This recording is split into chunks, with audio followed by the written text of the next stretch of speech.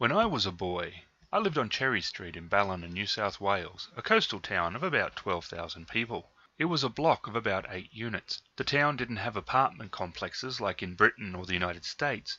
One day my parents said we were going out and we arrived at the Olsenville drive-in. It was the old style where you hooked a speaker over the window, not the last style where you tune your radio to it. Drive-ins were like the last remnants of the old republic and have been long since swept away. The movie then was simply called Star Wars. The title, A New Hope, would come later. I was blown away right from the start.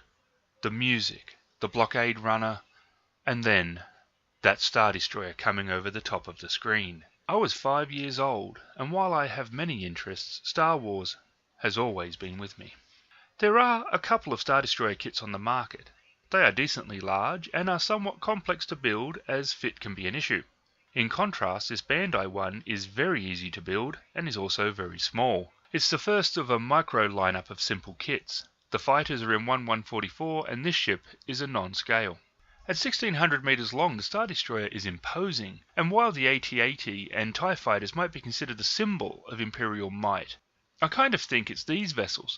Capable of entering atmosphere and visible when in lower orbit, this ship must be a terrifying sight, with more than 50,000 crew and troops as well as TIE fighters.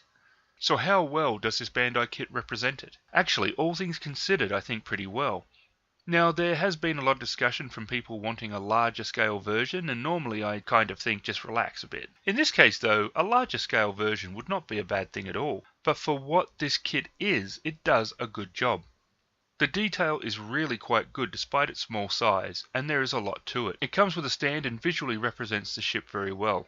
It will be a very quick build, and for a little side project will fit the bill well. It's a great size for RPG players to use during play to show where a Star Destroyer might be on the map. Now these are worth about $7 US, but pricing for this kit is, to be honest, flat out ripping you off, with some places asking $20. It's an awesome little kit, but it's nowhere near worth $20. Also, the instructions for the kit are printed on the inside of the box, so don't throw it out, whatever you do, until you're finished. There are not a lot of pieces, but order is important. The first order. Oh, shut up. Overall, I love it, and I hope to see more capital ships appear in this series along with the fighters already released. Please tell me that was good.